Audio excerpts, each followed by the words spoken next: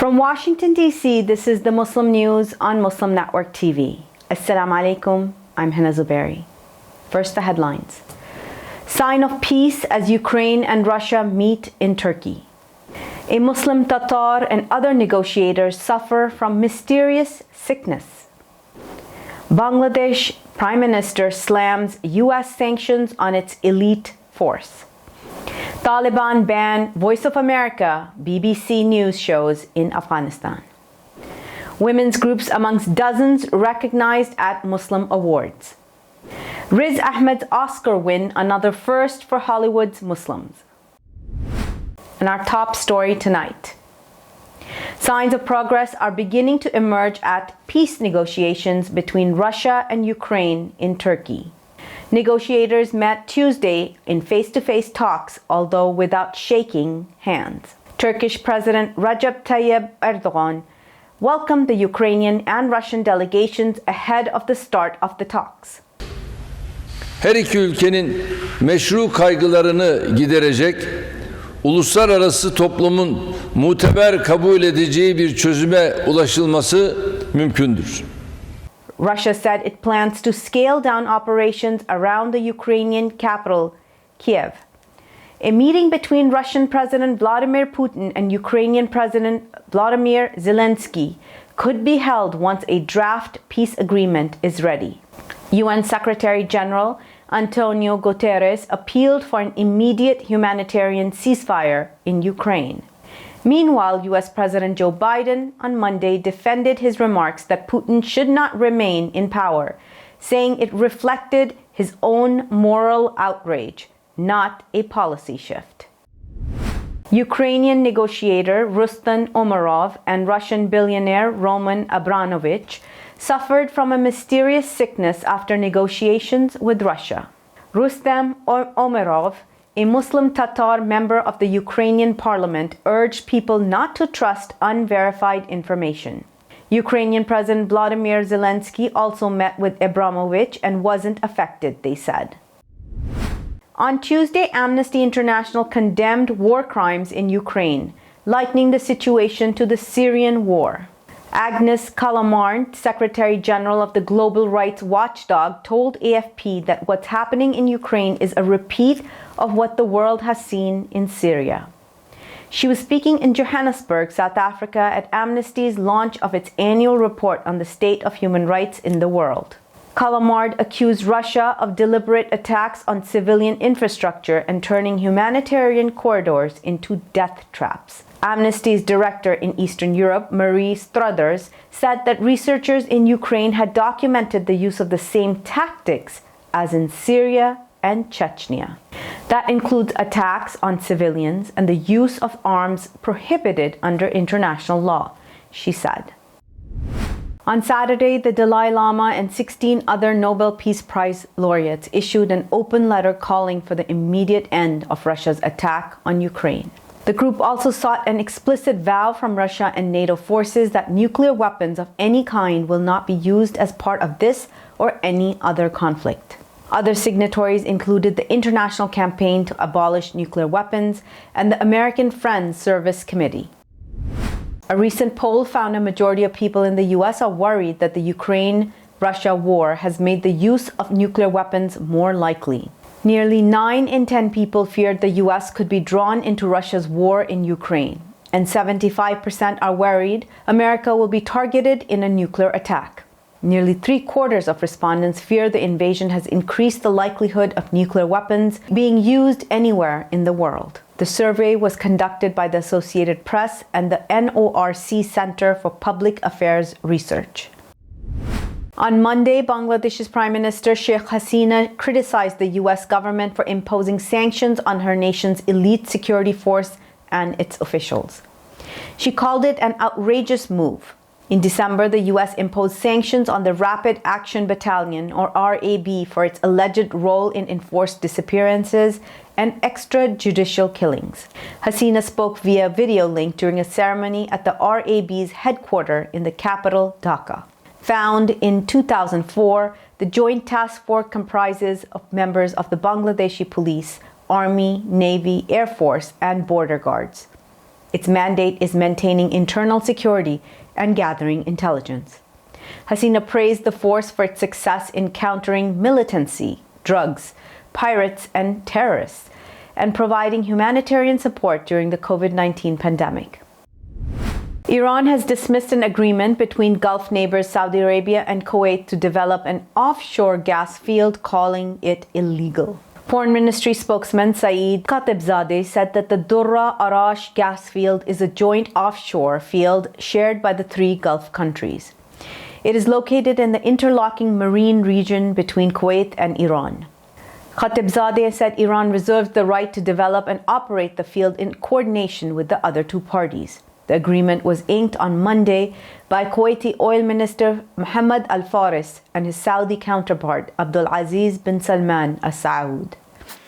The project will be jointly developed by Saudi-based Aramco Gulf Operations Company and Kuwait Gulf Oil Company, with both countries sharing the output equally. The Taliban have banned private television stations in Afghanistan from airing Voice of America and BBC News programs. Voice of America, headquartered in Washington, denounced the Taliban for taking its programs off the air. BBC World Service's head of languages also called on the Taliban to immediately remove the ban on its news bulletins. Both the BBC and Voice of America are funded by their governments. A women's organization based in central Scotland was named Community Group of the Year at the British Muslim Awards. Samina Ali, chairperson of Rainbow Muslim Women's Group, thanked the awards for acknowledging its members' work. She said the group was started some 20 years ago by volunteers motivated to empower women and minorities who want to make a difference in society. The organization works to create informal educational opportunities. Irfan Yunus, CEO of Oceanic Consulting, the organization behind the awards, praised their work on community projects with limited resources. He said the group provides a safe space for women to network, communicate, and talk to each other and support each other. Bringing more news stories after the break. Stay tuned, and we'll be right back after these messages.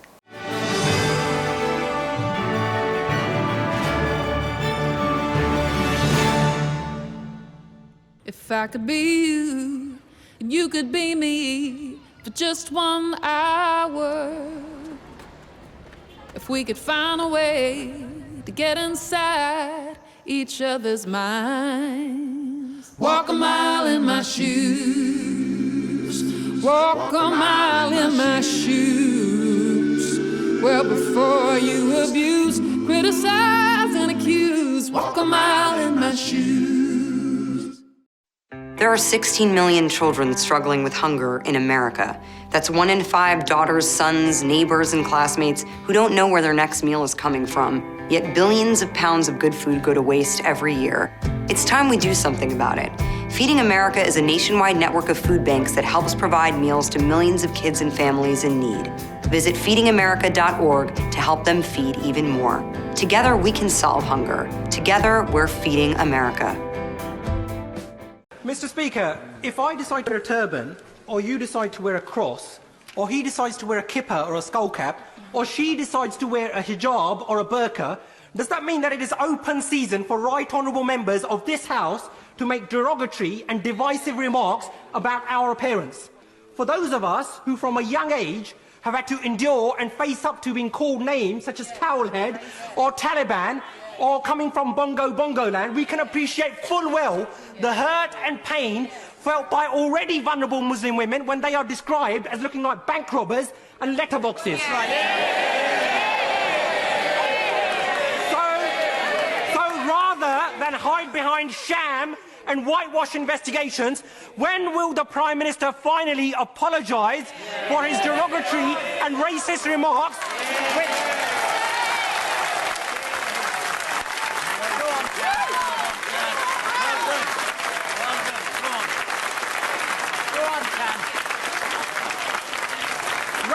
Racist remarks, Mr. Speaker, which have led to a spike in hate crime. And given the increasing prevalence of such incidents within his party, when will the Prime Minister finally order an inquiry into Islamophobia within the Conservative Party, something which he and his Chancellor promised on national television?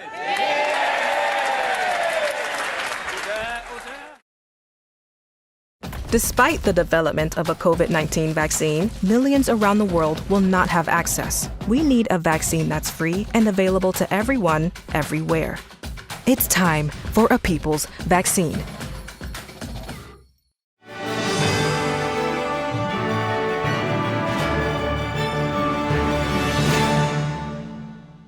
On Friday, a U.S. federal jury found that the Denver police used excessive force against protesters during the 2020 rallies for George Floyd and awarded $14 million to 12 plaintiffs. The decision comes after a 3-week trial that began March 7th. The lawsuit filed in U.S. District Court in Colorado was a consolidation of 2 separate complaints. It alleged the Denver police excessive force violated protesters' First, Fourth, and 14th Amendment rights. Plaintiffs sought an order banning the use of non-lethal weapons on peaceful protesters, compensatory damages, and punitive damages. They alleged the police fired shotguns loaded with Kevlar bags containing lead fillings during the protest.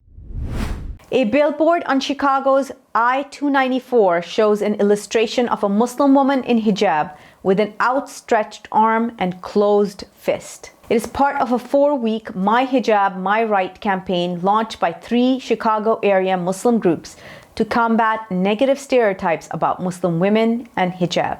The campaign also supports the rights of Muslim women facing discrimination and being barred from attending schools and colleges in India because of their hijab.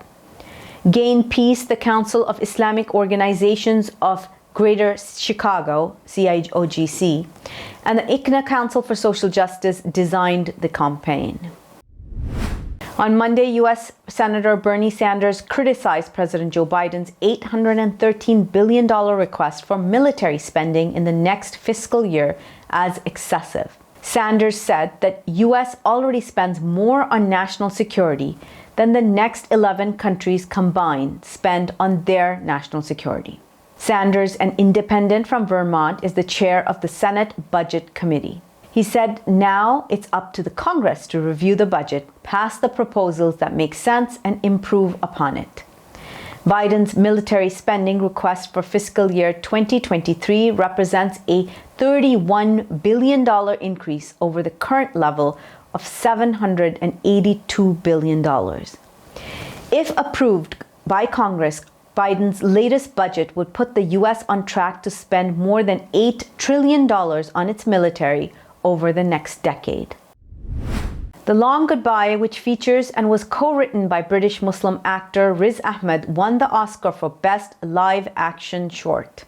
Ahmed made history last year as the first Muslim to be nominated for an Oscar for Best Actor. That was for his role in The Sound of Metal, playing a hearing-impaired drummer. The 39-year-old's acting credits include 4 Lions, Nightcrawler, Star Wars, Rogue One, and Marvel's Venom. While accepting the Oscar Sunday, Ahmed spoke about the film, which touched on his identity as a British Muslim. The Long Goodbye features music from Ahmed's 2021 album of the same name. Coming up next after the break is our in-depth analysis segment. So stay tuned and we'll be right back after these messages.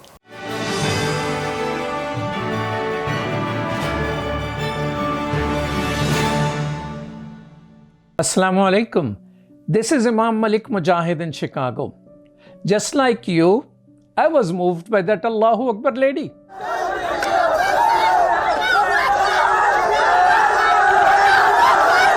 She stood her ground, fearful of none, for her hijab and for her education. Sisters and brothers, Indian Muslims are facing a genocide. India does not care for Muslim protesting, but it does care for the world opinion. Therefore, we must push the United Nations. The UN has a responsibility to protect. They must prevent genocide. Please sign this UN petition now. Get others to sign. It will help. Trust me, it will help. We need 1 million signatures, brothers and sisters. Please sign now.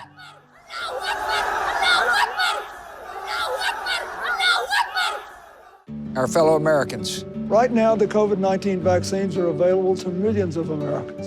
And soon, they will be available to everyone. The science is clear. These vaccines will protect you and those you love from this dangerous and deadly disease. They could save your life. So we urge you to get vaccinated when it's available to you. That's the first step to ending the pandemic and moving our country forward. It's up to you. I am what hunger looks like in America. I am an 8-year-old girl who's not excited for the last day of school. Because this may be the last time I'll have lunch. Till September. I am a single father of 2 who works 3 part-time jobs, and that's still not enough to put food on the table. I was created by artificial intelligence from faces of the 1 in 8 Americans who struggle with hunger. Feeding America, 200 food banks strong.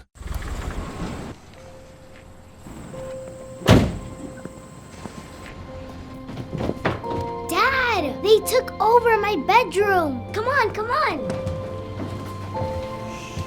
Okay, Dad. 1, 2, 3.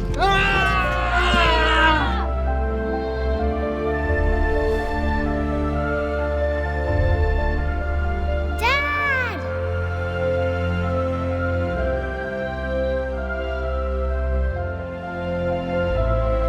You saved me. Dad? Are you okay? I'm fine, dear.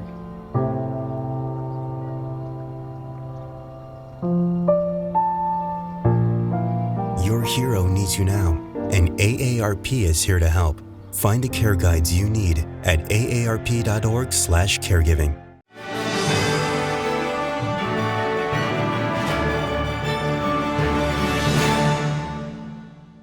Welcome back. To discuss negotiations between Russia and Ukraine, let's go to Imam Abdul Malik Mujahid. Over to you, Imam Mujahid. Thank you, Hena. Good news is coming from Turkey about Ukraine and Russia. There seems to be a compromise possible to save people's life. 10 million people are devastated, lost their homes inside Ukraine or already outside Ukraine. Russia is bleeding. It's 100,000 or so professional workers have fled the country, and still no idea how many people are dead. Just from a Muslim perspective, a Muslim leader in Ukraine says they have lost 10,000 people. It may be rising, but let's talk about hope here. To discuss all of that with us is Professor David Gibbs. Welcome to Muslim Network TV, David. Thank you for having me back. David Gibbs is professor of history at the University of Arizona. So tell us, is Russia, which has announced pausing bombing, is it doing that because they are being defeated, or they need to take a breather, or they are sincere towards peace? Well, they weren't really defeated, but certainly the invasion of Ukraine, which was a terrible thing to do, by the way, was it certainly hadn't gone according to plan. It did not go quickly. I suspect it was much more difficult and much more destructive, including of their own forces, than Russia expected. On the other hand, the Russians occupy much of eastern Ukraine as well as southern Ukraine. The city of Mariupol, a critical city that sort of links the two Russian-controlled zones in the south and the east, by some accounts had already fallen, or at least most of it had already fallen. So they have accomplished some of their strategic objectives. So I suspect it was a combination of their setbacks and that the war was much more costly than they originally thought it would be, but also they have accomplished much of their strategic objectives, which is the Russian-speaking areas of the east and the south are mostly, not entirely, but mostly under their control and are likely to remain under their control. Also, Ukraine has committed to the idea of neutrality, which was the key Russian demand before the invasion. What that will mean in terms of details, I don't know, but certainly it would mean some kind of a commitment, formal written commitment by Ukraine, never to join NATO. I'm assuming that will be a vital Russian demand, and it seems Ukraine is on the verge of agreeing to it. So I'm assuming what we have here is something of a compromise. Neither side is fully getting what they wanted. But obviously, anything that ends the war and ends the killing is better than the alternative, at least in my view. Professor, isn't compromise always a good idea, which people hate the word, though?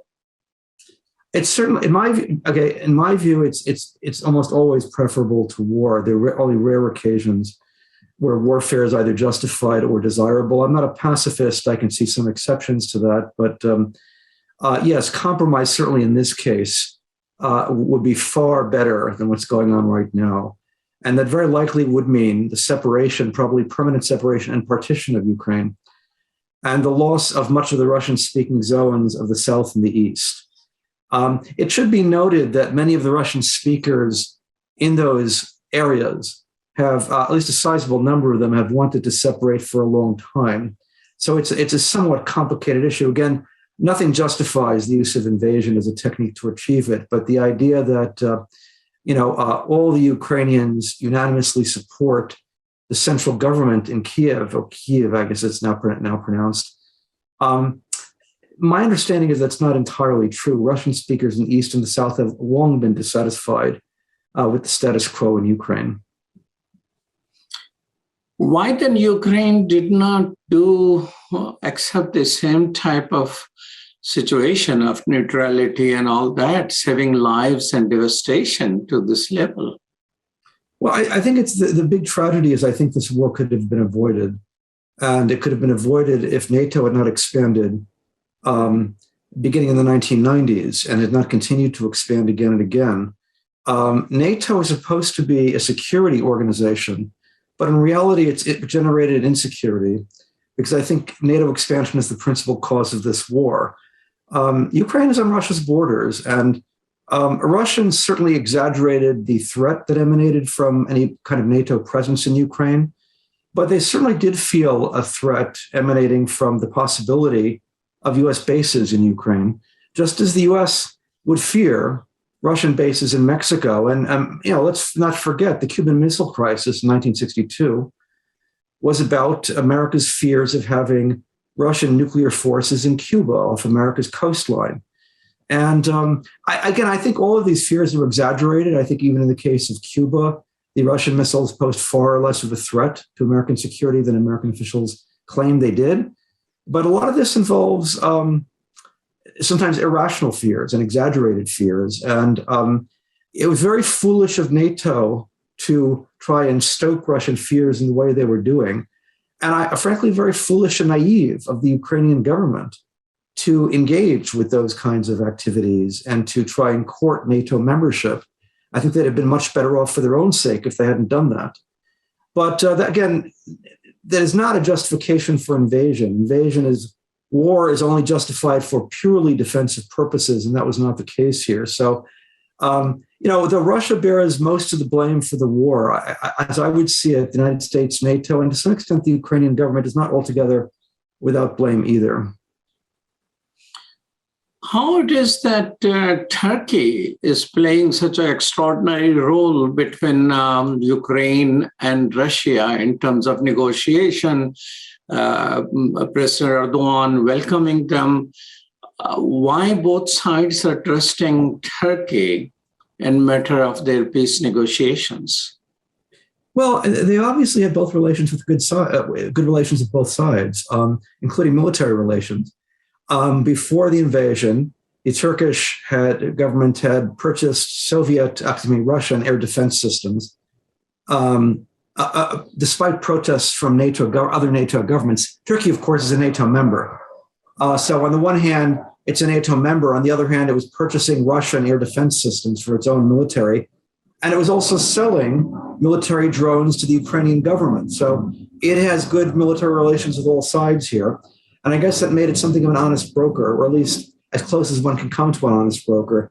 In this case, what surprises me more than anything else is the US government, insofar as the public record shows, had no role whatsoever in any kind of peace negotiations and never offered any kind of terms of peace at all. America again, as far as we know, its only objective was outright military defeat of Russia and the overthrow of the Putin government, no matter what the risk that might have been entailed in pursuing those objectives. And so the U.S. has been completely on the sidelines of these peace negotiations, so it would seem at least. Professor Gibbs, I mean, you're a professor of history, but you have done political science as well. Tell me this, I mean, the extraordinary amount of sanctions on Russia and, a full-blown Cold War, seizing of assets all around, and now conversation about the international cooperation in space. If the Russia to abandon its section and detach, I mean, the whole space station going to come falling down. Do you think de-escalation, if peace is achieved today, de-escalation of this conflict between superpowers, Russia and America, will be achieved as fast as the sanctions arrive? Well, I'd be very surprised if the U.S. removes the sanctions, or at least most of them, anytime soon, just because the United States seems very committed to keeping the sanctions up. The demonization of Putin, obviously criticism, invasion of another country is a criminal act. And in that sense, yes, Putin is a criminal, although it's the same criminal act repeated American presidents have undertaken in Iraq and Afghanistan and Libya and so on. So, though we are right to condemn the invasion, we should not forget that Putin is far from the only world leader who has used invasion as a technique of foreign policy. Nevertheless, he deserves criticism, and the United States has so demonized him as this sort of, once in a century demon. The claims about him are so overstated that it will be very difficult now for the U.S. to walk back all those claims and simply remove the sanctions as if nothing happened. That's very unlikely. I think that's unfortunate because the world needs international cooperation, not just on things like the space station, but also on climate change. This will make international cooperation much more difficult for a long time to come on virtually every issue. Russia's the 11th largest economy in the world. And that's not a small thing. It will have the sanctions already have had a major impact on the world economy. It will continue to have a major impact, not a positive one either. But I think what the U.S. is getting out of it is it solidified NATO, it greatly strengthened NATO. European states are all flocking to American leadership. There's talk of neutral states like Sweden, Ireland, and Finland joining NATO, setting aside their traditionally neutral status. And American officials are delighted about that, as far as I can tell. It is also true that vested interests like military production companies, Raytheon, Boeing, Lockheed Martin, are doing very well because of a boom in military procurement in the United States. And given all of these factors, I think the American government has an interest in keeping the tension with Russia going and thereby keeping the sanctions up, despite all the damage they're doing at multiple levels.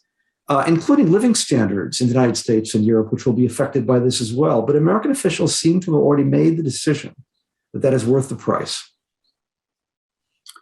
Professor Gibbs, one of the thoughts I have was that suppose these peace negotiation in Turkey fail and they don't compromise, although it seems like, and we hope and pray that the misery of human beings is alleviated through ceasefire immediately. People don't have electricity, people don't have anything to drink. But you mentioned also that Russia achieved its strategic goals. Do you think other countries will be encouraged by this example that, might is right, go grab what you think is right? Well, it's a terrible example, of course. Any time invasion is used as a technique of foreign policy, not only does it do immediate damage and devastation, but it sets an example for other countries, and not a positive example. It also, I fear, will increase the tendency towards nuclear proliferation. Other countries will want to protect themselves against the invasion. Also, other countries will want to protect themselves against American sanctions, I should add. And the American sanctions also add a high level of tension in the world and will cause other countries perhaps to disengage from international cooperation at the economic level and perhaps at other levels. China very likely is already looking into doing this. And so, unfortunately, the war it's like opening Pandora's box. Once you open Pandora's box and, figuratively speaking, the evil spirits escape, that's irreversible to some degree. You can't put it back in the box. That is what has happened here. And it has set a very bad precedent for international relations. It's a very great tragedy, not just for the Ukrainians, but for the world, that the tensions were allowed to reach the point of actual warfare. Well, thank you so much, Professor David Gibbs, for your time. Professor David Gibbs is Professor of History at the University of Arizona. Thank you for having me. Back to you, Hena. Thank you so much, Imam Mujahid. That's all from our Washington studios tonight. Thank you for tuning in. You can find this and much more on our YouTube or Facebook. For more content, keep watching Muslim Network TV or visit muslimnetwork.tv. Assalamu alaikum and good night.